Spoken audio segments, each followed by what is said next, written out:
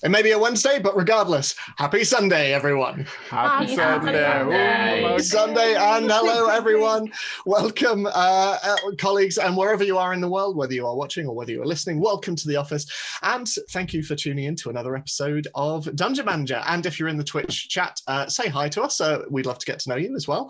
But before we begin, before we jump back into the totally fine situation that we left everyone in last time, we have a couple of thanks. So with us from the beginning of the entire campaign, even before season 1, actually, to our assistant dungeon managers on Patreon, thank you so much to Graham Muir and Rory O'Sullivan. Thank you. You are just, oh, we love you so much. And speaking of patrons, we have a new one as well. So thank you to Seth Navarre for joining the office.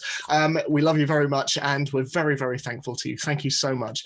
And for our third episode in a row, we are once again affiliated with Xavi. They have an incredible line of D&D clothing and merchandise. They've got t-shirts, they've got mugs, they've got tote bags, they've got an incredible amount. All of it is wonderful, and you can check it out. We'll put a link in the chat, and you can use the following codes. Catherine King. Dungeon 10 for 10% off the whole site, and Dungeon 20 for 20% off the clothes. And there's and I'm wearing some of the clothes. Woo! Yeah. Somewhere odd. Wrong side, Billy. Wrong side. Billy, you're just like going, look at my... Look at the hoodie that I'm wearing that is completely black, but also... You got to turn around because the design's on the back. Oh my God, I'm involved standing... Okay, 1 second. Pose! Woo! There we go. There you go. I was just very conscious that I don't want to show my bum on screen. Oh, Billy. Well, no. You can see all that and more, not Billy's bum, all of those clothes and more on Xavi's website. But also, as ever, thank you to Wizards of the Coast for helping to promote this episode. And if you want to follow us, if you want to support us, you can do so. You can follow Twitch. We're a couple of episodes in, and this is all very new to us, but you've all been incredibly supportive so far, so thank you. You can also follow us on Twitter, on Facebook, and on Instagram, and you can catch up on all of our old episodes on YouTube. And if you are currently listening, you're probably already aware of this, but if you would like to listen to us in podcast form, you can do so on iTunes, on Spotify, and on Podbean. And I believe that's everything. You can also check out our Patreon as well. Every little helps, and everyone on there is incredible and wonderful. And we have some more content coming to you very, very soon. So head on over to our Patreon. You'll be able to see more there. I think that's it, and I think I've rambled long enough. Join us as we step out of the office, away from work, and once more into the world of Dungeon Manager.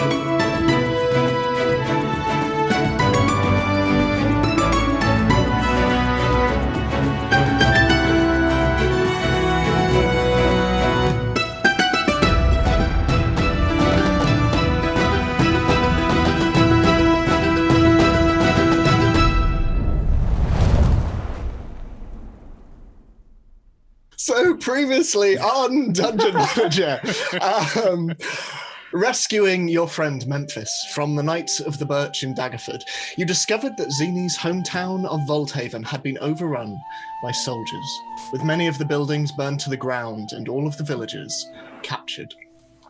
Only with the help of Xenie's mentor Ashid was Memphis and his son Patch able to escape unharmed, but they were separated in the High Forest.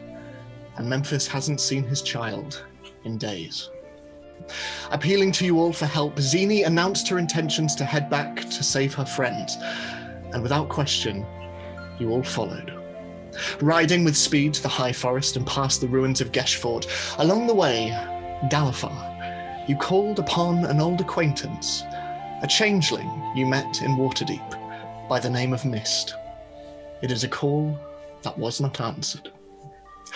Arriving at the forest's edge, you ventured deeper, with Xenie's wildly fluctuating magic providing more than enough cover for you all, until eventually you split the party. Dalafar, Oriana, and Scarlet, you stayed behind with Memphis and the horses, while Terra and Xenie snuck closer to the village of Volthaven. There, you saw the remnants of the town, with giant black and red tents erected within the village limits. And Xenie, as you crept closer, seeing your hometown in ruins, you made a decision. Placing your hand upon a nearby tree, you spoke out to something or someone unseen within the forest. And you said that it was time for you to talk. And suddenly, without warning, you cast Thunderwave. And from the other side of the village, Terra, you could hear the sound of soldiers, and as their shadows rushed towards Xenie's position. What are you doing, having just heard Thunderwave from the other side of the village? So I can hear soldiers but not see them.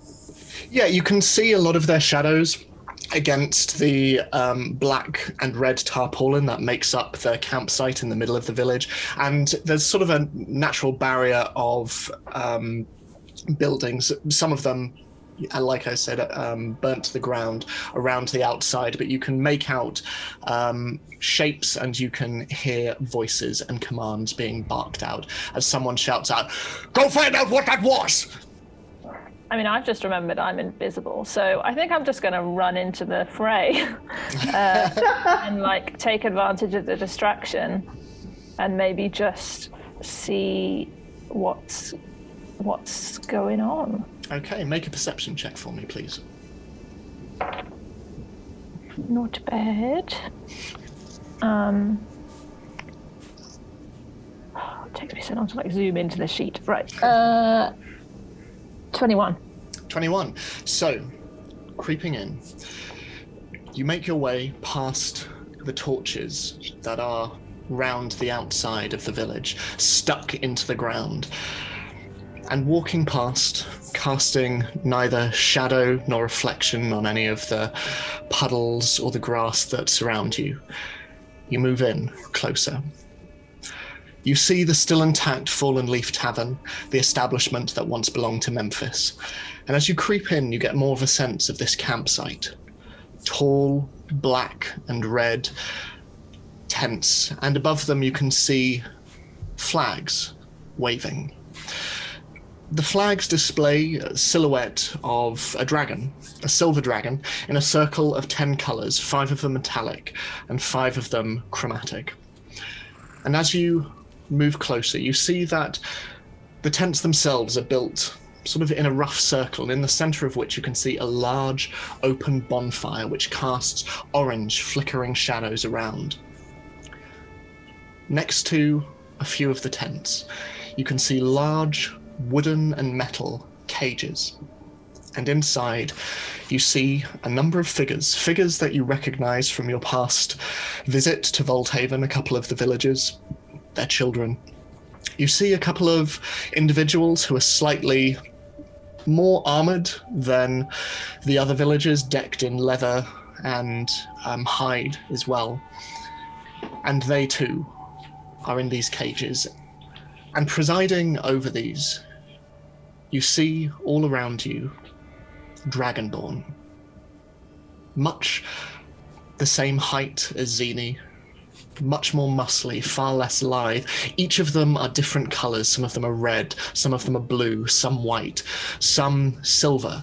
But all of them wear black, jagged carapace armour with silvered left gauntlets.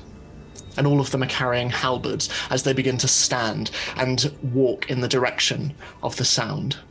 You also see off to one side where horses would have been hitched against the Fallen Leaf Tavern. Horse-sized creatures, but very much draconic, four-legged with long whipping tails and jutting underjaws. They are a dark red with black scales along their back and horns moving back with reins attached to them and saddlebags. They are very, very large, looking around with long forked tongues that taste the air as they just watch the commotion. And as you look and you see these guards slowly moving in the direction of where the sound came from, you hear another voice, a much louder one than the others. Protect the cages! Guard the tavern! No one gets in! No one gets out! Is there anything you want to do? Do I recognize the voice? You don't, no. Okay. So not all the soldiers have left. No, some of them are staying around, but it looks like 2 or 3 are moving off in the direction of where Xenie presumably has snuck. Okay, and the mounts, do they look aggressive? I would say, given your earlier role, they look almost definitely carnivorous. And in fact, as you look at the mud underneath their feet, you can see that it is stained red, as is the hitching post that they're tied to. They look like they could probably do a fair amount of damage. And how many of them are there? There are 6 currently tied there. Okay. Can I look in the cages and see if I can see any of the people that we know are missing? It looks like the cages that are here, there are only 2 that are standing, and it doesn't look like they hold the entire populace of the village. They are very cramped and there are a lot of bodies within them, but it does look as though there are some people who are missing. Mm-hmm. Okay. So, since only a handful of guards left and they're heading towards Xenie, I am going to go that way. Okay, wonderful. So, if you can make a stealth check at advantage for me. And Tip fall over. It's like the only thing that would reveal you if you're invisible. Advantage. Yes. I mean, not better. Maths, 19. 19, okay. So, moving off, being careful not to keep to the grass and not to tread on the mud on the ground, you walk forward, avoiding the areas where snow has fallen so as not to create any footprints. And as you follow the guards, Xenie, off in your portion, having blown out the nearby grass and foliage as it sort of stands in an almost perfect circle around you, and you hear sounds and voices coming from the village. What are you doing? Okay. How far away from the village was I? Because I think we said that I was following the guard perimeter. Yeah, so you are roughly around 40 feet away from the edge of the buildings. So I have a head start, is what you're saying. If you choose to interpret it that way. I am running away. Okay, can you make a general athletics check? Oh, good. Yes, sure. That's a good stat for me.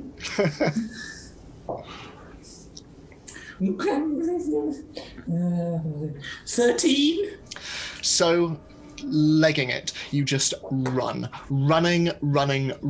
through the foliage, up over bushes, under brambles, around trees. You scatter over a couple of logs. You are just running. Are you running back in the direction of the others? No, I am running in the opposite direction, so as to try and draw the guards away from the others. Okay. Also, can I do something slightly odd as I go? And I know I'm in a hurry, so this might not go too well. You can always do something odd. The little tidbits that I've been feeding to Lucy, can I drop a couple along the way? Yeah, in absolutely. such a way that she would be able to find them, but other people might not. Okay, sure. Make a sleight of hand check for me. Okay. Ooh, that was almost a 2. Sleight of hand. 16. I have +4 to sleight of hand. Oh, I suppose I'm quite dexterous, so. So as you run, sort of just quickly reaching into your bag, your claws sort of occasionally catching against the pull strings. You just bring out little bits of game and throw them behind you as you leap and run, just legging it in the other direction. Okay, and then whilst I'm going, I'm just going, help me, help me, help me, help me, help me, help me, help me, help me. Make a wisdom saving throw for me, please. You're picking all the checks that have gone well for me in the past. No. It's almost like this is the accumulation of a number of plot threads. That was almost a 5. Oh, but it's not. Saving throw, you say? 21, my friend. 21. As you run and you run and you run, you find that an air of calm falls over you. And the mist that you were fighting against before in your mind is clearing a little bit. And you run, you leg it through the bushes and the bramble. And as you look behind you, dropping bits of game, you could almost swear that behind you, some of the foliage is drifting back into place. Wherever your feet are falling, they come back up, leaving nary an indentation. The other 3 of you, as you wait in your area with Memphis, the horses, Rudigan, and the ghostly form of Epona, you just hear a quite muffled in the distance. It sounds almost like thunder. I look up at the sky. Reasonable. I mean, it's very, very dark. The moon is slowly moving up as well. It's sort of late afternoon by this stage. Doesn't look like rain's coming. Of course, it could be dry thunder. What is this? A fantasy land? I think Dalafar will hold station, despite I think his initial sort of instincts is to run towards, because you'd think something's gone wrong, but I think he'll just hold station and touch the sending stone, and I think just send a message to Terra saying, if you want us to come to you, shout, otherwise we'll wait. Okay. So, Terra, as you tail the 3 guards that are walking in the direction of the outskirts of the village, you hear this in your mind. Can I don't have to reply now, do I? So, no. Can I just see if I can just track these guards for a little bit longer and check that Xenie's not in imminent danger first? Yeah, it's fairly easy to follow them. They are themselves being quite cautious and moving quite slowly. So you're able to keep close to them while keeping a safe distance. And eventually they come to a nearby area. And the foliage and the greenery are all flattened in a perfect circle near to where a tree stands in the center of it. The bark itself a little sort of blown off and scattered around.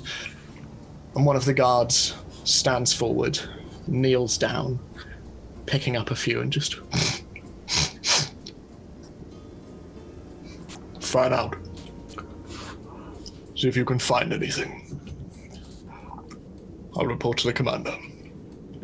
And they all nod at one another, and 2 of them move off in opposite directions, while the other one stands and moves back in the direction of the camp. Can I... sending stones you can do telepathically, can't you? Yes. You Okay, so I will use mine and reply to Dalafar and say, Xenie's gone, some kind of explosion. I'll describe where we are. I don't know how I would describe that, but I'm going to pick these ones off, and then that's it. Okay.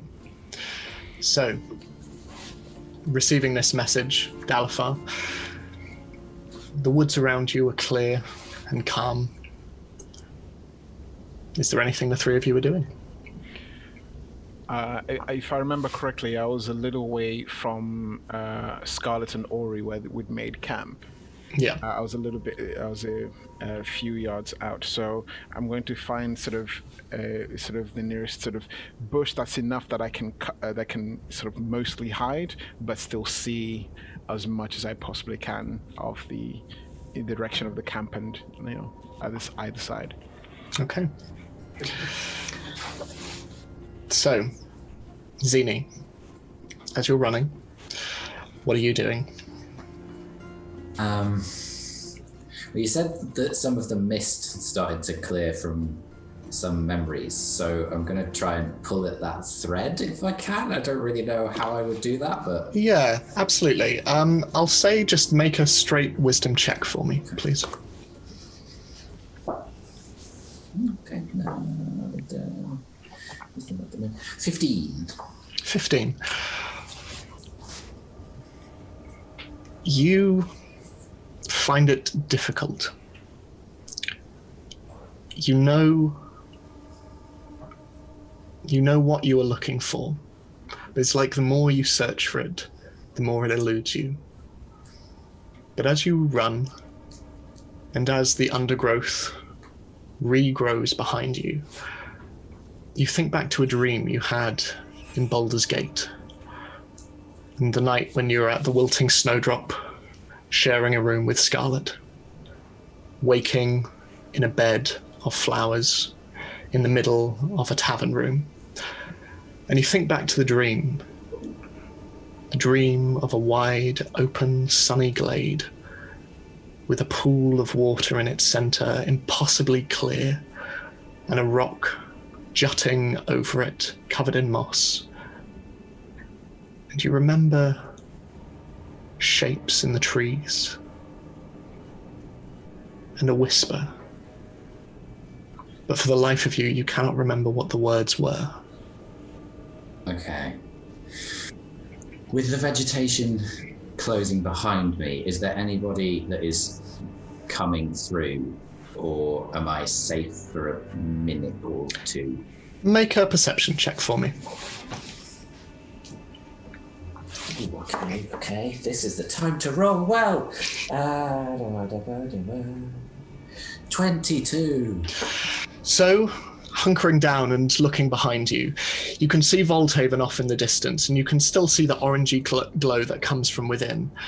And you also see that some of the torches that have been stuck round the outside of the village, 2 of them have been yanked out of the ground and are slowly moving out into the wilderness. And you can see that 2 dragonborn shaped figures are moving off in separate directions. Not towards you, but they are moving out in a very wide perimeter. Okay. But it looks like they are quite a ways off. Okay. These dragonborn, do they look familiar other than being dragonborn? Make a history check for me. Sorry, I'm making you doing all the rolls. It's okay, because the rolling okay so far. History. 15. 15. In the darkness, especially with your lack of dark vision, it's hard to make out any distinctive qualities about them. One of the things that you do note is that they are of different scale color. The only other thing that you really notice, which prompts something in your mind, your knowledge, it's hard to tell, are these silver gauntlets they have on their left hand. And that's it, really. You've never seen, certainly as an adult, you've never seen Dragonborn this heavily armored or this in this number, really. So, because I can't see in the dark, I will put my goggles on, because I should have specified that. Okay, so I feel like I've got a little bit of time. So I'm going to stop running. Mm-hmm. And I'm going to take a shot here. I'm going to sit down and put my claws in the mud. And then I am just going to make some stuff up. So I am going to... Okay. I call on the shadow and on the light as they dance together through the dappled leaves. I crawl like the vines and the fungi through the muck and the mulch. I ask the spirit. I implore the ash talon, the moss maiden, the yew keeper. Show me the way.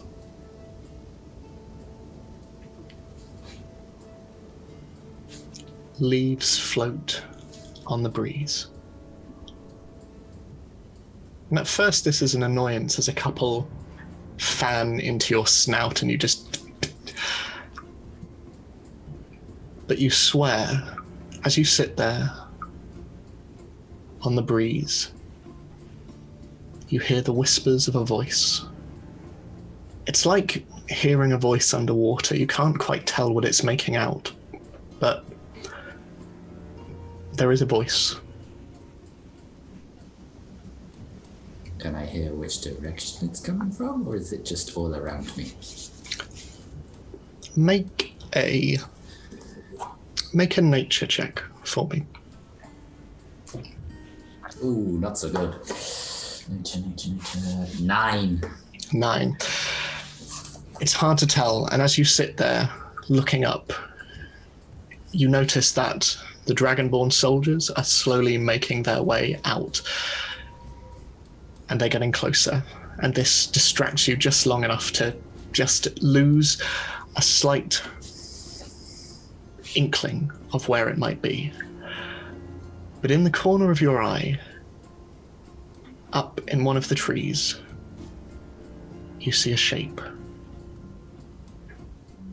Humanoid, silhouetted against the darkness of the forest.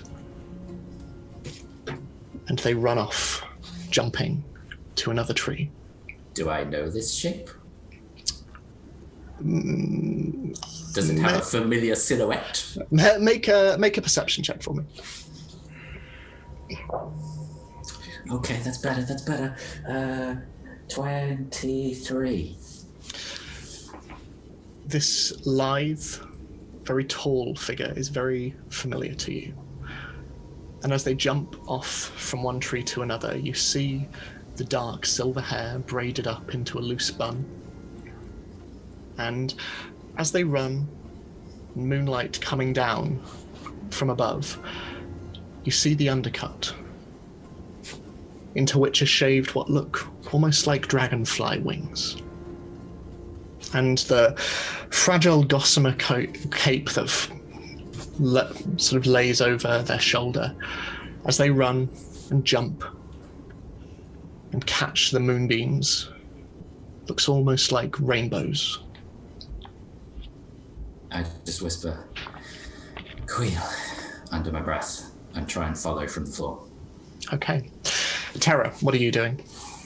So I'd like to stalk after one of the Dragonborn that sort of veered off. Okay. I'd say you're able to do that fairly easily. Which one are you following? The one who went back to camp, or one of the ones who's out searching? No, I don't think so. I think, just the searching ones. We didn't agree that we wouldn't kill anyone, did we? No. Okay. Don't think so. I think it was the idea that we may not attack directly because we couldn't take on a small army, but there was no recommendation about taking individuals out if we got the chance. Yeah, I think we talked about the scouting the pair, we said we wouldn't kill them in case they noticed they were missing. But Yeah. I feel like we're past that now. Yeah. I don't think that's too meta of us to say that, because we did that last time. It's fine. Okay.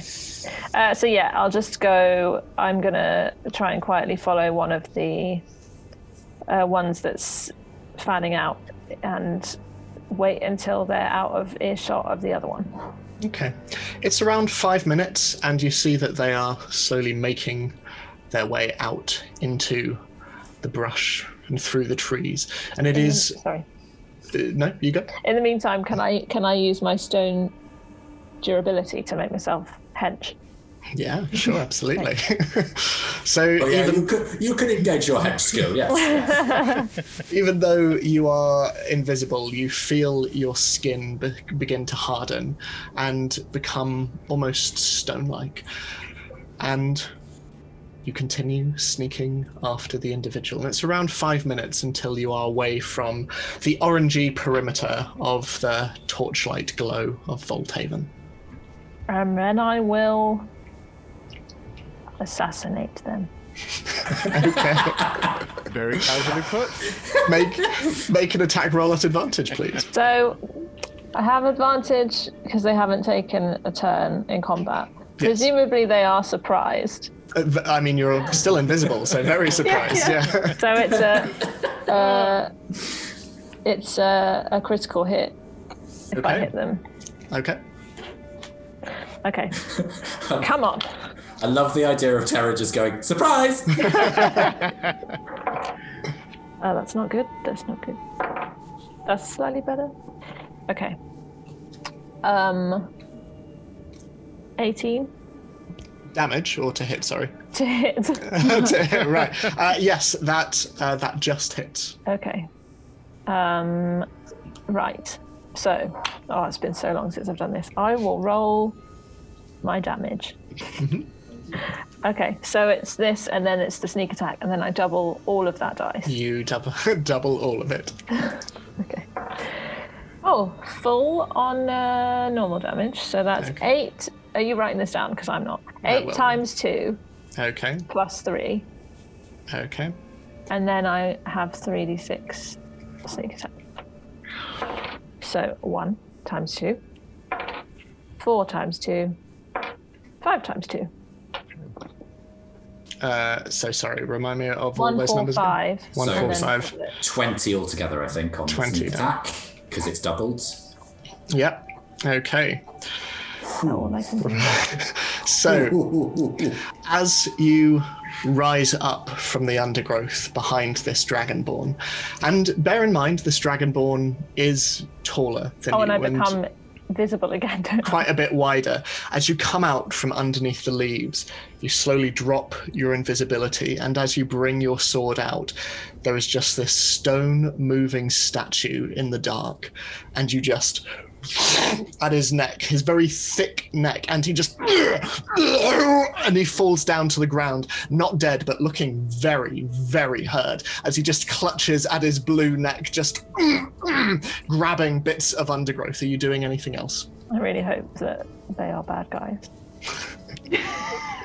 I mean... They burned down my village. I That's true. That's true. There's a neutral action. It could go either way. Also, just so we're aware, that's 49 points of damage, I think, or no, 39 points of damage that Terra did, and this person's not dead. Yes. Okay. Point taken. So are you doing anything else? I mean, do I have to roll initiative or anything? I mean, he's looking pretty bad, and very surprised. He's just on the ground at the moment, so I'll allow you to have a moment to do anything else if you would like to. Other than attack. Other than attack. Okay. I will crouch down next to them and cover their mouth with my hand, Okay, I'd say make a contested strength check for that. which I get advantage on because I'm hench. You do. Hench rules, hench rules.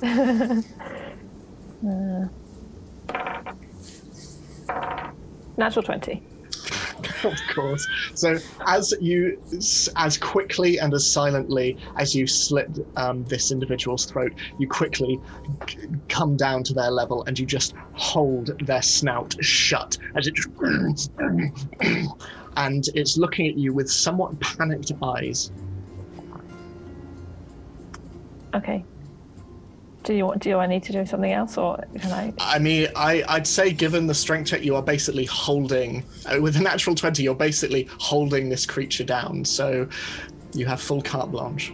Okay, I mean, I'll end them quickly and you know. Okay. Do I have a? I don't even. Oh no, I do have a dagger. I'll take out a dagger and I'll like put it in their neck. Okay, make an attack roll at advantage because they're prone. I love how you put it in their neck. I don't know. I will end them quickly. This is what I'd actually be like if I was an assassin. I love it. It's casual. It's what rogues would be like. Super cash. 25. Yeah, that is. Do I? I don't get sneaked. Oh no, I got advantage, didn't I? So I don't get sneaked. It's at advantage. Yeah. But it's not critical. Yeah. Oh, I only rolled a 1 on. Oh no, that was the wrong dice. Hang on. A 2.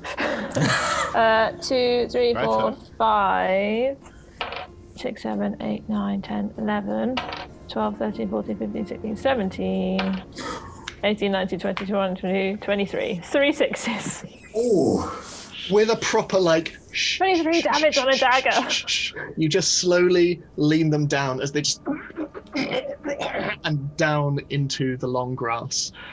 It's as if you were never there, as their torch just falls to the ground, just kindling away in the undergrowth. I have to keep reminding myself that it's not real and I didn't just kill a person. Or set a forest fire. Yeah. I'd like to pick up the torch and put it out. Okay, sure thing. Is there anything else you're doing? I mean, I'll go after the other one. Okay. But we can come back to that. Jesus. So, the other three of you, Oriana and Scarlet, as you sort of sit in wait, Memphis comes over to you, having tied the horses at some distance away, except for Epona. Epona, he's just left to her own devices. But he comes over and... Do we know what's happening? No. I don't know if we should ask Dalafar if he's received anything via the sending stone. I mean, he hasn't told us of any particular bad times, so fingers crossed it's going as smooth as it can. Well, as ever, let me know if I can do anything. Of course. How far away is Dalafar from us now? Dalafar? Yes. It's like a little bit away. He's not like ages away. He's not like 2 miles. No. He just kept walking. We let him go. We were like, he deserves it. I'm a rambler. I think the from the camp to where the path was, we found it was. I think was it 60 feet or 100 feet? I think. Probably more like 60, I would imagine. More like 60 feet. Because I went about halfway between 30 and 40 feet away. So I'd be between them as an early warning system, basically. So I'm about 30 feet from the camp.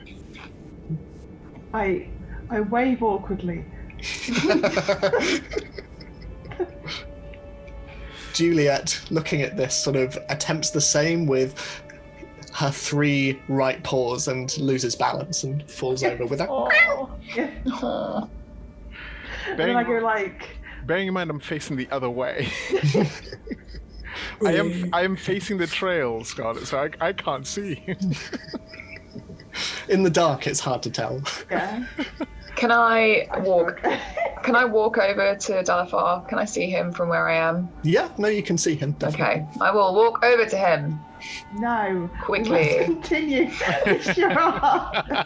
Walking past a still waving Scarlet.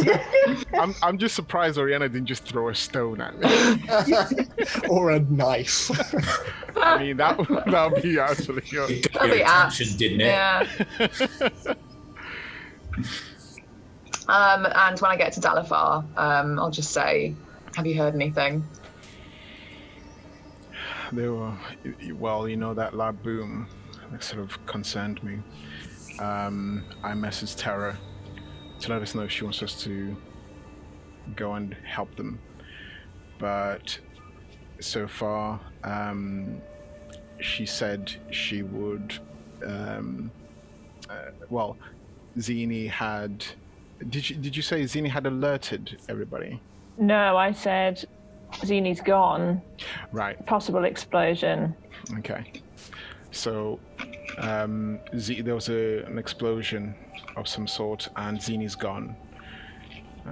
So on the one hand, they haven't got either of them, but I think if we were to rush in there, would expose them even more. So we wait. I don't really like waiting.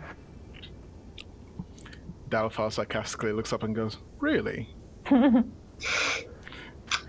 Very low key, as in not to provoke Ori. I say nothing and walk back over to Scarlet. Juliet now has styled out the fall and is just playing with the hem of your dress, Scarlet. I look down at her fondly, and then I look at Ariana and do the same thumbs up motion, like. I shrug. We wait. Fair enough. So, Terra, back to you as you sneak round the outskirts of the village, and now you're seeing a little bit of movement on the inside.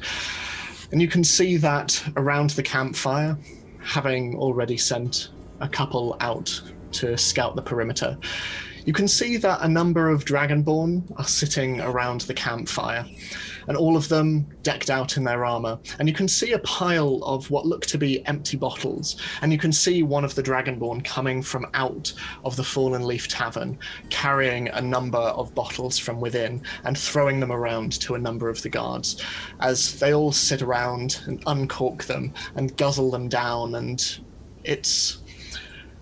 they seem to be a tightly knit and incredibly close unit, as they laugh and they joke with one another.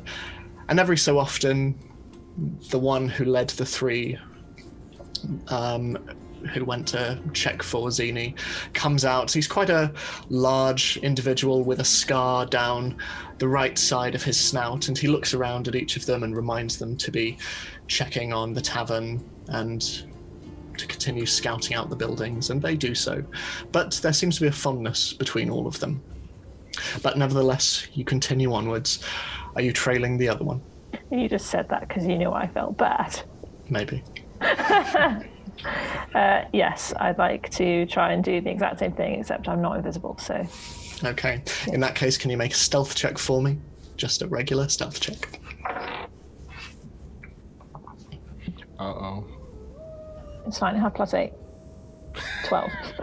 12. Okay. So, as you sneak through, sort of... Checking the passive perceptions. I am. That's what those clicks mean. As you sneak through the undergrowth, and you see a blue dragonborn in front of you carrying a torch, walking very heavy set footprints. It's not that hard to sneak after them and to follow them. But as you're walking and keeping behind the trees, he just stops and just turns in your direction. Doesn't appear to see you, but bringing his torch up, he walks forward, and the shadows of the leaves and the trees and the orange light around just start to flicker closer and closer towards you. Can I hide behind a tree? Yeah, I'd say if you want to, make an additional stealth check for me. Oh no. Not a 1. Is it a 2? It is a 2. So that's a 10. As you quickly, seeing this soldier begin to move towards you, you quickly duck behind the tree. And as you do so, there is as you step on a twig, and you just... I think I have something! Quick! More! And slowly, this individual starts to move towards you. I would like you to roll for initiative, please. Oh, no. Oh, yes. Okay. I don't Terra get that. versus an army. It was meant to be you that did that. I ran away. I was smart. I stayed put because you said to stay put.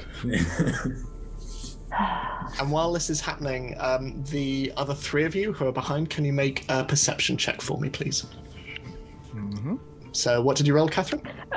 Sorry, I'm also just checking to see if there's anything else I can do, but there is not.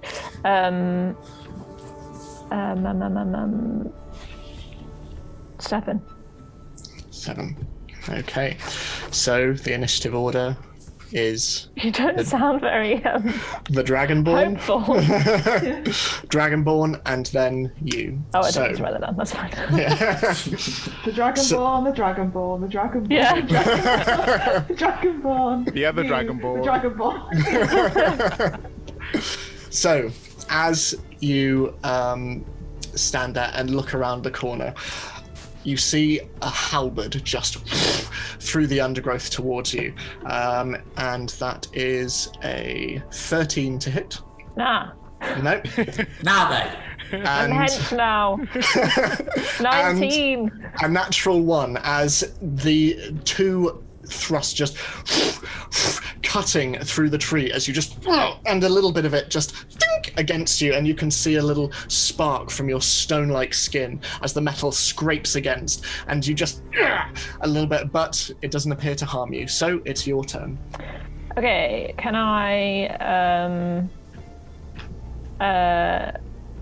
just like elbow? Is it a he? It's I mean, how many Dragonborn have you come across? 1. No, One. you met the camp. No, remember the Oh, camp? yeah, that's true. Dragonborn? There's Yeah. a lot couple. of them. I'll say make a nature check for me if you. I mean, this is really just for me. Yeah.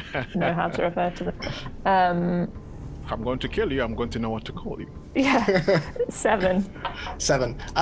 It's hard to tell, but it appears to be male. Okay. Well, I'll go with they. Okay. Yeah, so can I elbow them and try to pin them against the tree that I'm hiding behind? Yeah, 100%. Make So an it's attack like roll. a unarmed strike with my tavern brawler thingy. What's it? Yeah. Okay. 23. 23. Yep, you're able to do that. So, okay, so that hits. I'll roll the damage, and then do I have to roll separately for the grapple? I don't think so. I think with Tavern Brawler you should just be able to. No, you can use a bonus action to attempt to grapple. Oh, okay. In that case, yes. Yeah. Okay, so the damage is 6. Okay. Yeah, and I'd like to pin them. Okay. So is that just a strength? Yes. Yeah. Woo! Good then. 22. Yeah, you do so as you just, and you swear you see a couple of their teeth just fly to one side, and bringing that same elbow up, you just push it underneath their jaw and pin them back against the tree. The other 3 of you, what did you each roll for perception? 24. Oh, wow. 23. 23. So Scarlett, you're sort of still contending with the adorable attacks of Juliet, who's becoming a little bit too into your dress, and you can see like threads coming off. The other 2 of you, you start to hear very muffled but shouts from the direction of where your friends disappeared towards. I look at Dalafar. I look back at Ore as well. That was going to be my first reaction, and I just mutter, "Damn," and just sort I of have that as my ringtone. Dalafar is suddenly Bruce Willis. and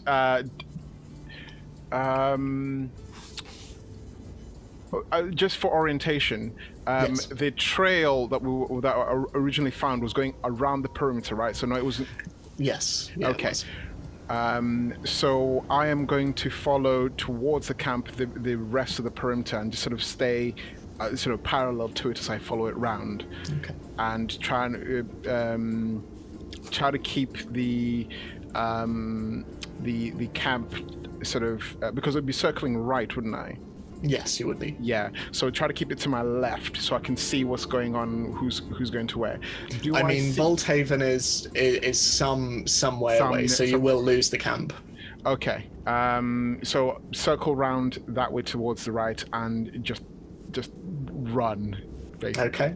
So after this proclamation and then just legging it, his black beard and hair flowing in the breeze as he rushes off, what are the other two of you doing? Follow. Okay. I suppose we'll do the same. Although Scarlet does not like running. So... Lightly jogging. Juliet fast walk. Juliet keeps pace with you and is just like running. And Epona, just as you start to move off, Oriana just gives a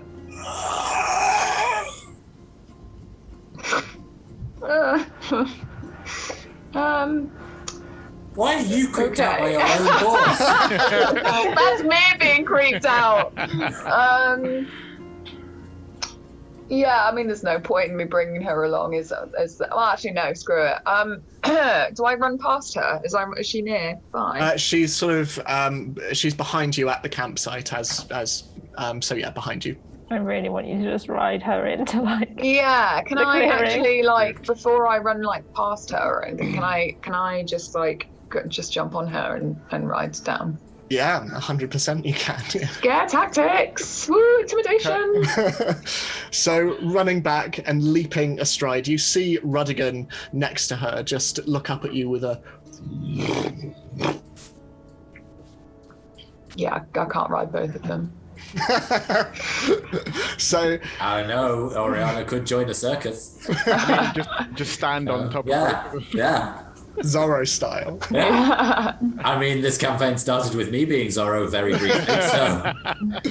So leaping upon Epona and riding off, Rudigan just not being tethered, just starts to jog after and then sprinting into a run. And Dalifar and Scarlet, as you're running ahead, you just hear this and this as these two mounts just start riding alongside you, all four of you running in the direction of Volthaven. So, Xenie, what are you doing? Trying to follow Queel. Okay, so make a survival check for me.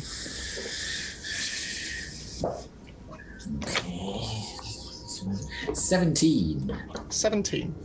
So, you're running through the forest, and this is a forest that you grew up in. It is the forest that you are used to, and you know its secrets and its paths and its nooks and its crannies.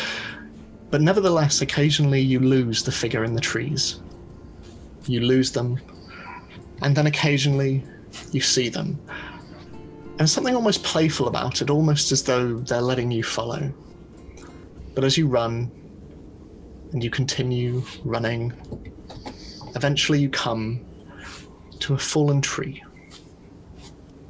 You remember this tree. It's been here for several years. You remember coming here with both Rudigans, Rhino and Red Panda, and occasionally just spending your afternoons here, dappled in the afternoon sun, and in the winter months as well. And you remember this being a place of peace, not just for you, but for another. For Queel. It is quiet now,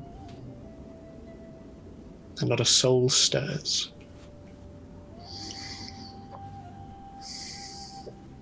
I don't have time for games. It's not a game. And I always told you to respect the forest, Xenie.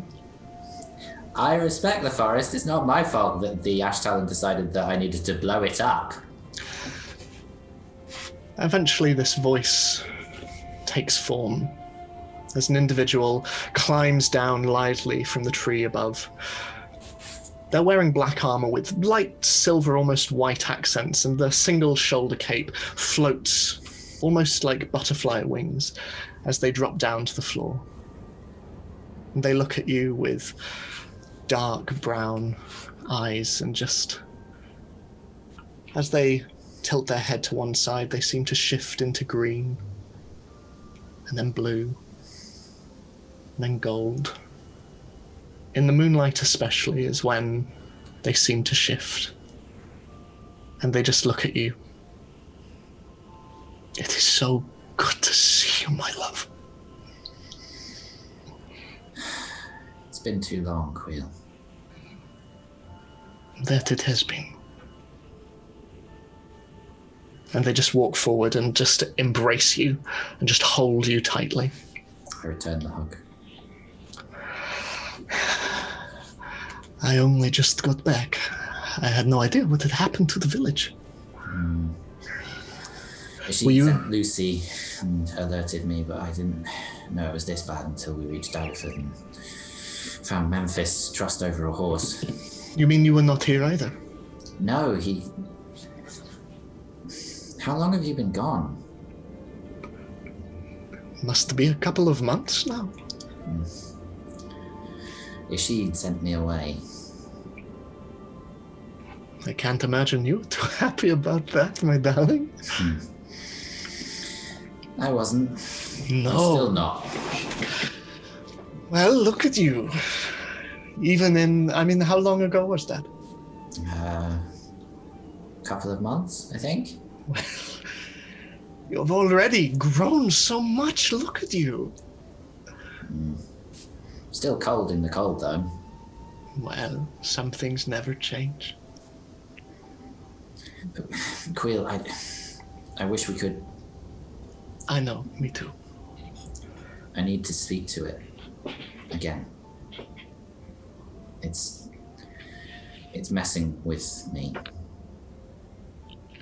What do you mean? It's probably better if I show you. And I try and cast Cure Wounds on something. I don't know. Are either of us injured? I don't think we are, but... No, you're not. Hang on. What are my spells? Stab a rabbit! No! I'll cast Hunter's Mark on her and see what... On them, sorry, and see what happens. Okay. You do so. Nothing appears to happen. Ugh, of course. What is the matter?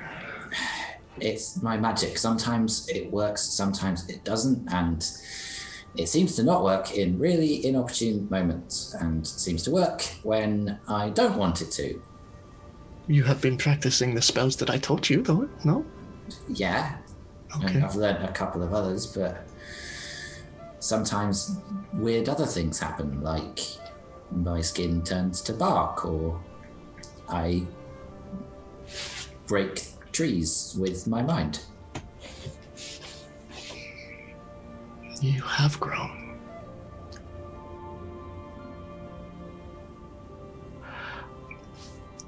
The Ash Talon is not something that I can just take you to like last time. It's there when you need it. Well, I need it. I can see that. The people that you are traveling with, who are they? Oh, so you spotted them as well? I did. I am observant. I haven't lost too much of my touch. How long have you been following us, Quill? Truthfully, only since you came into the High Forest. They're very good people. They look it. But they're in danger now because of me. What of the other rangers? When I returned to the Waldhaven, I saw many of them in cages, but do you know What has happened to them? Only that Ishid is in the village. I have a friend who is much more powerfully magical than I am. She was able to locate him there. I don't know about any of the others. I think Ishid must be alive. But the Knights of the Birch were trying to kill Memphis, so I don't know if they've found any of the others and killed them, or what these Dragonborn are and what they're doing. I feel like I should know something. They simply nod, playing with a twig in their hands. Sometimes it is easy to forget how young you still are. Okay, sure. That's what I need to hear right now, thanks. Well, no. It is neither compliment nor damnation. It is simply what it is. We lose our youth. We lose that sense of confusion, which I think is important sometimes. I know I've asked you before, Queel, but how old are you? I don't know. Truthfully, I do not know. I do not keep track of these things. It is... Why count down the years by which we live when we could simply live them, you know? No, but that's okay. Fair enough. When you live as long as I do and live as many lives and meet as many people along the way, you chart your life through that. Not by birthdays or anything like that. They reach across and just place their hand on your cheek.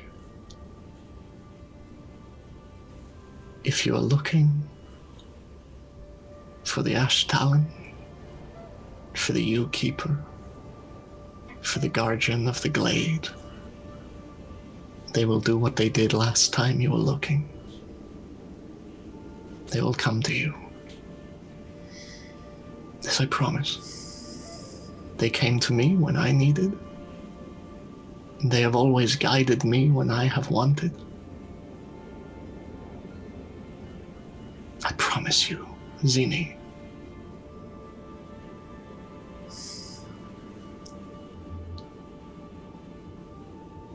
Unfortunately, it is beyond what we can comprehend.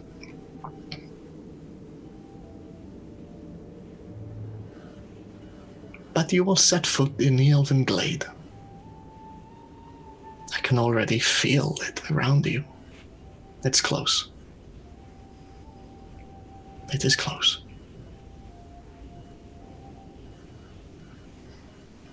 You say your friends are in danger. I think so. I kind of blew out cover back there. Okay. Well, we need to save our colleagues as well. You have friends. We are not alone.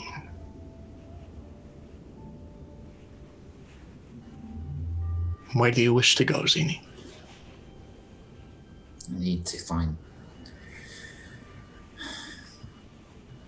I need control of my powers.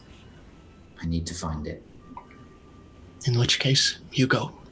I will help your friends. I will introduce myself. I believe I make quite a good first impression. Oh, the best. Oh, the best. Just don't, make them jump. They might try and kill you. Of course. Take this. And she reaches behind, they reach behind their neck and pull out a necklace and hand it over to you. And clasp your hand over it. I have worn this as long as I can remember. It's what I used in my worship. Perhaps it will help you now. Thank you, Queen. I'll see you on the other side. And I just, as our hands are clasped, then reach out and clasp the arm. They, almost as tall as you, just put their hand behind your feathered head, bow you down, just kiss your forehead. I cannot tell you how good it is to see you again. Go. I will see you soon. Take a moment, turn around and go. Okay. Terra, back to the top of the round. So, the Dragonborn is going to try and break free of your grasp and does not succeed as it just... Who are you? It's your turn. Can I lean in and push on their neck and just say, call them off? Make an intimidation check. Okay. Shall I use my combat die or my skill check die?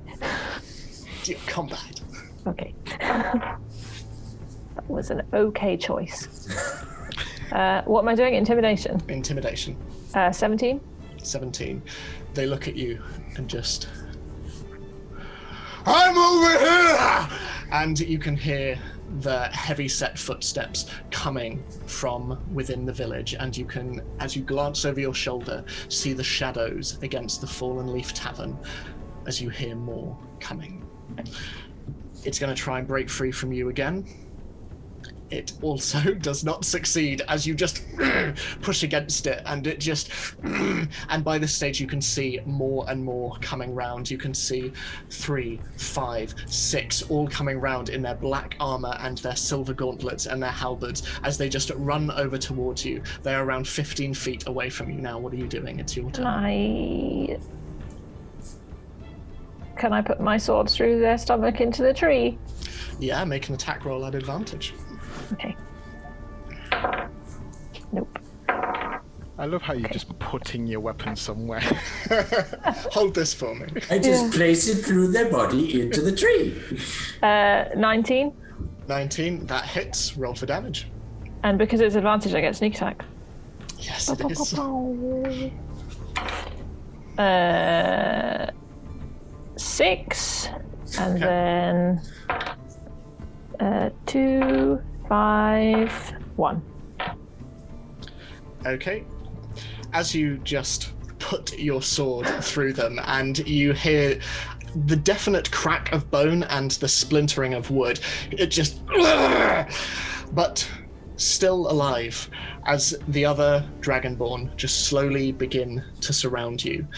You are between the tree and there are, by this stage, around 7 halberds all in an arc around you. And one of them just says, drop your weapon. Now. I just go, okay, and I pull it out of the Dragonborn. And then I'll cast invisibility again. Okay. Pop. Okay, so as you pull it out, you just disappear, and one of them goes, quick, find her! And they are all going to jam their halberds in at the same time. I'd like to duck. Okay. So I just need to roll for all of these. I have one uncanny dodge that I can use. At disadvantage. So 3 of them hit. And that's... apologies. Wait, 3 of them hit over 19? Yes, they do. Oh. And so that's... I'll use one uncanny dodge. Okay, I'll let you use that on the most the most damage if you'd like to. It just halves it. So. Okay, in that case that's...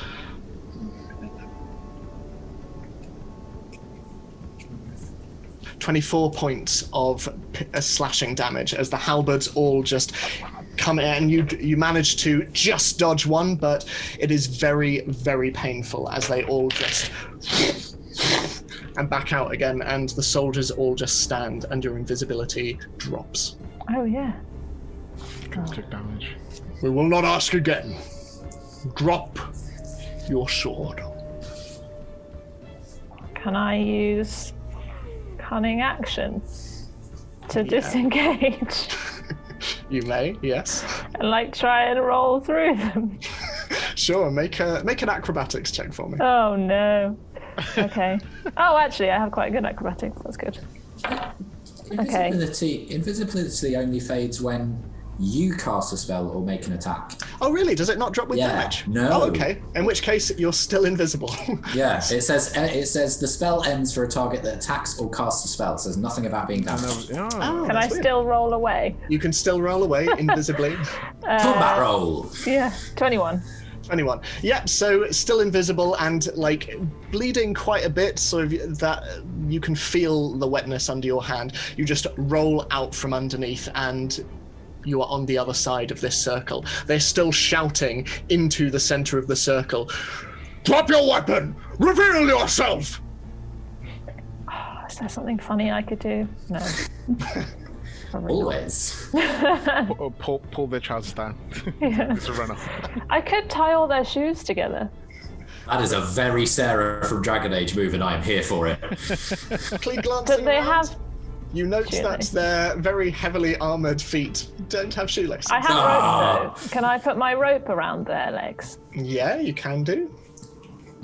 You don't sound convinced. I mean, make a sleight of hand check with a very high DC, but yes, you can. No. And I just see if I have anything better. I mean, rope is... Yeah.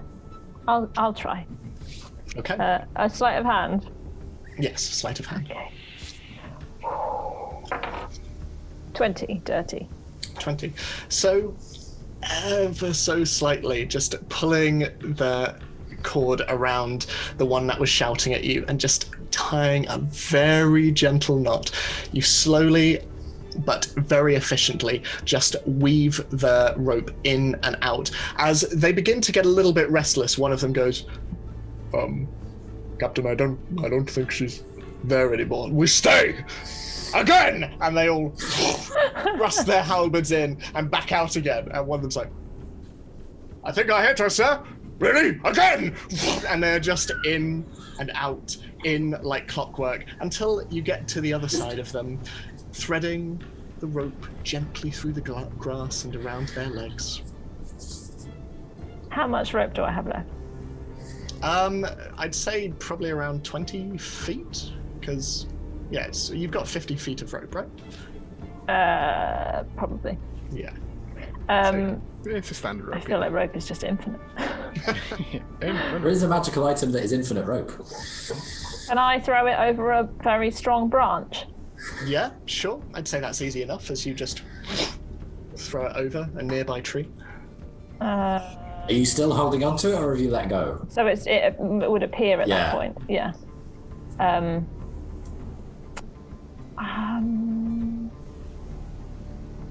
Am I heavy enough? If I jumped on it, would it lift them all up into the sky? I mean, we're talking about many, many very heavy-set Dragonborn, all of whom are wearing very heavy metal armor.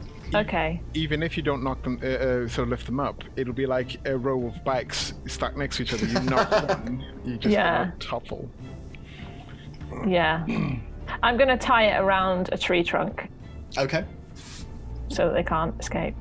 Okay. I mean, they can. They have swords and stuff. They can just cut it. So... It's a mild inconvenience. Tying it... This is more for the lols than anything. As you tie it round a tree trunk and tie it... Are you letting go? As in, does it become visible again? It will do, yes. Well, it would have done when I threw it over the branch. Although I suppose are you still doing that, or around the tree trunk? Yeah. No, I'll just put it around the tree trunk. Okay, sure. So once it's tied, what are you doing with it? I'm going to just check my inventory briefly. While staying, holding the rope. I don't think I have the thing I wanted. What useless thing do I have that I could use? Oh, I do have it. No, that just defeats the point of tying it around it. I'm just going to leave them. Okay, sure thing. So I was going to set fire to the rope, but then I was like, why did I tie it around a tree? so they can't put it away. Burn through. I am your keeper. I tie you up and I let you go at my whim. So you're letting go of the rope? Yes. So as you let go, suddenly all across the rope just as it just reappears, and these guards are still very focused on the inside, and then the leader brings his halberd up. Right. Into the forests, we fight, and he just trips over, and one by one they just, as they're all just falling over one another. A few of them manage to like keep standing, but the one who fell on the ground initially just gets up and find her, and just starts to hack at the rope. Now, the other three of you, as you are running, Oriana, you are riding Epona, and Rudigan is running alongside you all. Is there anything in particular you want to do as you slowly get closer to Volthaven? I would like to vault onto Rudigan. Make an acrobatics check for me. Or athletics. I'll let you choose how you vault. I would With style or strength? With strength, because I'm quite short, sort of heft onto, so sort of using my upper body strength, I think. So if you make an athletics check for me. 22. You've watched Xenie jump on Rudigan, occasionally moving, and after running alongside and getting a sense of the rhythm of it, you just, and there is absolutely no, compunction from Rudigan. Rudigan is perfectly happy to have you ride on his back as he just continues running forward. And now, Scarlet, you are not only having to run, but also having to keep pace with two very large animals. I'm just like so upset in my head. Juliet sort of looks up at you and kind of gives you a, if I was bigger, you could go on my back. That's very sweet of her. How far? I'd say. Do you have any conception about how far we might need to travel? I'd say probably another sort of 10 minutes of running at this pace, certainly for those on who are mounted. I was going to before that I was going to say that as I vault onto, because it depends on whether I was successful or not, I sort of indicate to Rudigan to slow down a little bit and offer a hand to Scarlet and pull her up with brute strength. Yeah, I'll allow, if Scarlet wants to do that, I'll allow that. That's what I was going to do. I was going to offer my hand. If you want to, it's up to you. She's narrowing her eyes. I think she'll look at the hand, look up at the sky, look at the hand, and then take it. Awesome. So as Scarlet leaps onto the back, Rudigan continues running, and Scarlet quickly you lean down and grab Juliet, which is quite some effort as her little chunky body just sort of clambers up the side of Rudigan. And two creatures side by side bearing their respective riders, you continue riding on and on into the forest. Xenie, what are you doing? I just walk. Well, can I inspect the necklace as I'm walking? I'm not running, so I'm doing it slowly. Absolutely. Presumably I've seen this before, but I don't really know what it does. You have. You've seen this around Quill's neck before, and they've alluded occasionally to the idea of respecting the spirits of the forest, and they've spoken to you at some length about a place called the Feywild. A place that is parallel to this plane of existence, but is where spirits and the Fey come from, and where a lot of the influences and a lot of the magic that is seen around the High Forest initially originates from. And you know that this symbol, this small crown made of various twigs, it's quite simple in nature, and you imagine it was probably made by Quill themselves, but it is a representation of this this presiding over the High Forest and the reverence with which the spirits within it should be held. Okay. So I slip it over my head, which I presume is a little bit difficult because it's probably made for somebody without horns and a snout. It unclasps. Oh, okay. Yeah, you're able to place it around your neck. So I do that, and then as I watch it fall on my chest, I just glance at my chest because there was a moment ages ago in Baldur's Gate when I cast Pass Without a Trace for the first time, where my chest sort of glowed.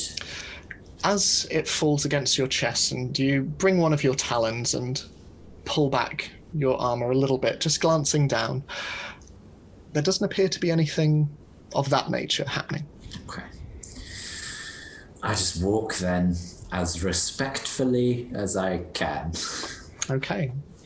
So you walk. You walk through the trees, through the bushes, through the undergrowth, up small hills and down into small brooks, the cold water splashing against your ankles. And by this stage, thin layers of ice are beginning to form over water at this time of night. And you continue walking. And as you do, can you make a wisdom check for me, please? Check or saving throw? A check for me, please. Okay. One thing, but I'll take it. 14. 14.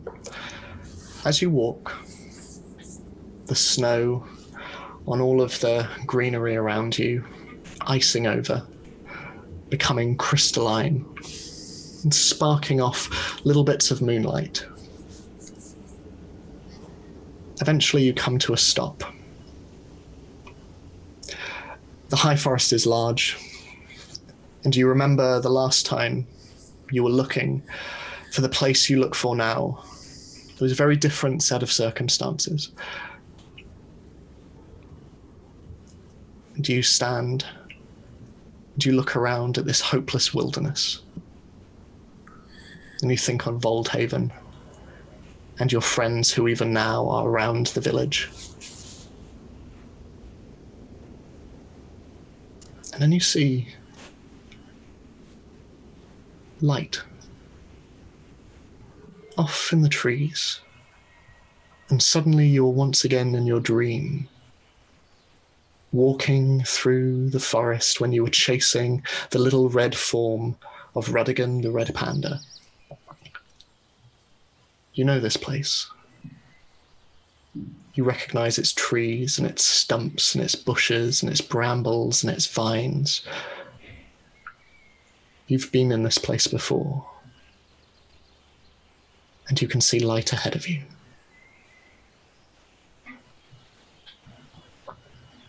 Follow the light. So you continue walking. And as you do, ever since leaving the High Forest, you have found your senses becoming heightened, your magic becoming more unpredictable, a strange swelling feeling within you. And it is this feeling as you walk through the High Forest. It is as though you see everything. And for a moment, you forget you are wearing the goggles, and sort of like with sunglasses, you take them off and you find that the world around you is not changed by their absence. You see squirrels nesting up in the branches. You hear the caw of crows off in the distance. You see badgers burrowing down underneath logs. And you see the trees talking to one another. Their leaves and their branches in conversation. It's a dance as they brush against one another in the moonlight. And as you continue walking, you look down at your footprints, and you see that the snow itself melts away with every step, becoming dew upon the grass. And looking forwards again, you see that the branches themselves seem to be parting for you. shedding themselves of snow that falls down to the ground. And you come to a wall of undergrowth. And through it, there is a strange, almost warm light from within. Okay. I'm going to take a risk. Because they were talking about respect. So I'm going to slip my bow and from my shoulder. Mm-hmm. Take off my quiver from my side and lay them down on the ground. And then I'm going to take my 2 short swords and unsheath them and lay them next to the bow. And then I'm going to try and walk into... Is it a undergrowth that I could get through? Is it like ivy screen or... have to push your way through, okay. But... So yeah. I'll leave my weapons behind, including my spare bow and stuff, mm-hmm. and try and push my way through. As you lay them down and make your way forward, you look back at the weapons you put on the ground, and you see that bluebells are sprouting from out of the ground in a strange perimeter around the objects that you placed. And you continue on. You continue on through brambles that do not harm you, and through leaves that do not itch, and through branches that do not grab. And making your way forward, you are met in this, almost the dead of night, with sunlight. Sunlight shines down from above as you step through the other side. And as you step through the mass of trees to feel warmth and light upon your face, you're in a wide open glade. Instead of cold trees and crisp ground, you see flowers. Colourful plant life all around, with fauna and wild trees wrapping around one another as long green grass stretches up over the ground, and you can see pollen floating in the sunlight in front of your face. And seemingly from a clear blue sky, and in the centre of the clearing, you see a giant pool of impossibly clear water. You can see the bottom of it. Green moss. It's like glass. And jutting out over the top of this pool of water, you see a large moss-covered rock that sits above the water's surface. So large that you can swim underneath it. But it is around this that the entire clearing surrounds. Okay. So, does the rock overhang the pool and then the space underneath it? Yes. Yeah. Okay. Sorry if you said that. I'm just trying to. No, that's fix it fine. in my head. Okay. I go over and climb onto the rock. Okay. As you look around, you see deer in the forest. You see other creatures. You see hares frolicking within the flowers. You see dragonflies just above the water's surface flying through the long grass. You see white ravens flying from branch to branch, playfully moving around one another and landing and pecking one another's wings and sort of nuzzling up against one another. It's the sound of summer.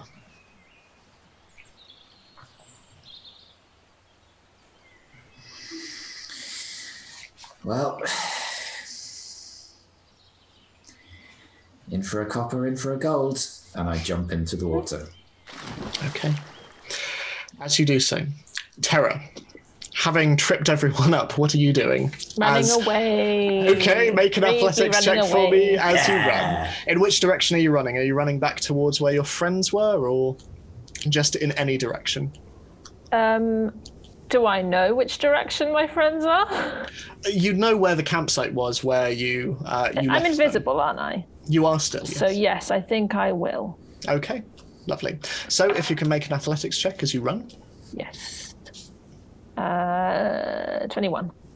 21, lovely. So you just leg it, running through the undergrowth, leaving behind these very large dragonborn who are even now unwrapping the rope from around their feet and just standing. And the one who seems to be in charge of at least this detachment is going, "You lot, that way! You lot, that way!"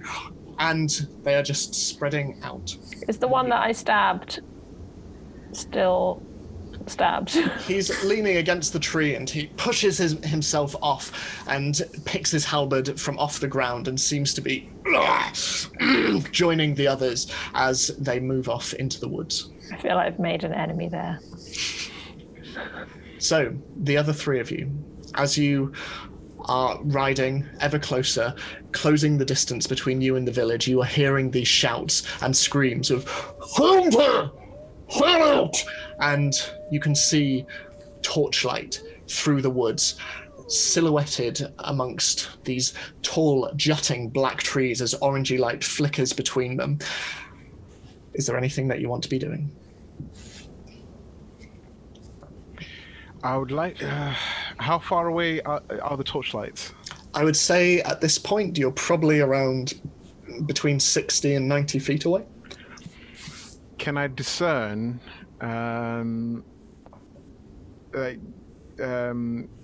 like distinctively that these are not the silhouettes of anyone that, you know, like Terra or Xenie? Make a perception check for me. Okay.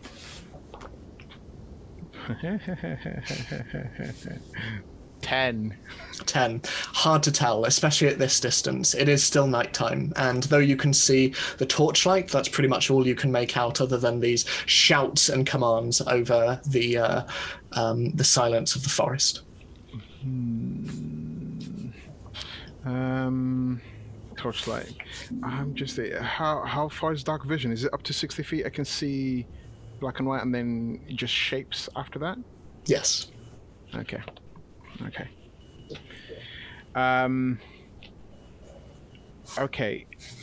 Okay. So, are the shapes are holding torches and stuff and coordinating with each other?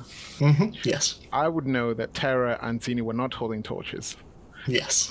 Therefore, I would surmise that is not them.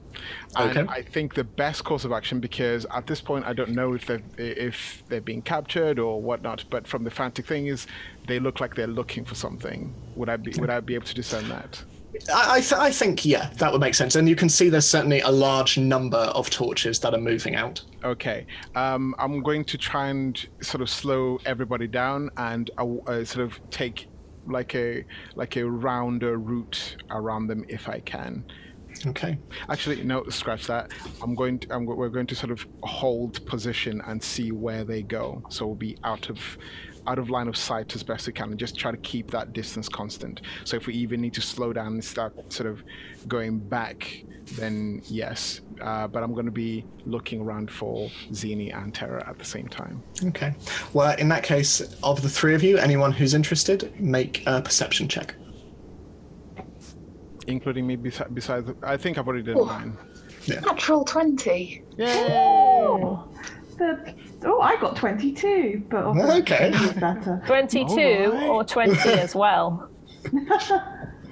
So, as you look around, and Dalifar, you very much keeping an eye on the horizon, scanning for Xenie and Terra. Oriana, as you sit there on your very scary, ghostly steed, you find yourself looking up at the trees. And Scarlet, you too, looking around, sort of find yourself looking at the surrounding region. But it is you who sees something first, Oriana. Up in the trees, with a gossamer cloak hanging over one shoulder, you see a tall, lithe moon elf. And they look down at you and just place their very long finger to their lips.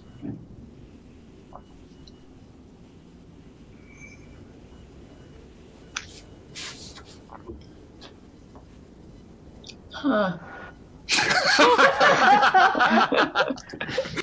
That is the most Ariana reaction ever.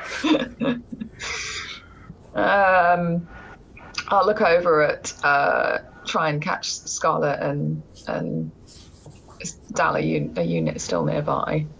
By this stage, I think Scarlet has also seen this. Oh, okay. Yeah. In that case, Dal try to catch his eye and sort of. I look in the direction that she's sort of pointing. Looking up, you two see the tall, sort of very pale-skinned elven figure. And they drop down from a seemingly impossible height down into the undergrowth before standing up again. My name is Creel, and I'm a friend. Xenie, what are you doing as you're down in the water? Well, in my dream, I was just floating, I think, wasn't I, rather than swimming? You were, yes. So I shall just try and do that. And Okay. try and meditate. Okay. Because I'm a meditative person. I will say make a wisdom check for me, please. Oh no, that's a 5. 5. Okay. So as you float there in the water for 10, 15, 20 minutes, you hear a voice from the side. A very familiar, childlike voice that you've heard before. Xenie? Xenie! And Patch, this small black and white tabaxi, jumps into the water, little jelly bean hands just paddling towards you and grabbing around you. And for a moment, and you come back up. Xenie! Drown me! Oh, sorry. He just splashes water in your direction and is sort of bobbing atop. What are you doing here? Looking for help. For help? What are you doing here? Well, she found me. She? Yeah, she found me. She brought me here. It's really cool. Who is she? She's right over there. And he just points in the direction of the trees. And as you look over, they slowly start to fold over one another and move. And that's where we'll end today's session. So thank you all very much for tuning in for another week. As ever, please follow us on Twitch, like, subscribe on YouTube and click the bell icon and all that stuff, and leave us a review on iTunes, Spotify, Podbean, all that kind of stuff. I think I've covered all of the bases. Twitter And Twitter. Follow us on Twitter. That's the main way that we market. And Facebook. And Patreon as well. I forgot loads of stuff, it turns out. But we will see you very, very soon, next week, in fact, and we'll pick up where we left off. But in the meantime, stay safe. In this very scary world, all we have is one another, and we're incredibly glad that we have you and one another. So love each other, and we'll see you soon. Bye. Bye, everyone.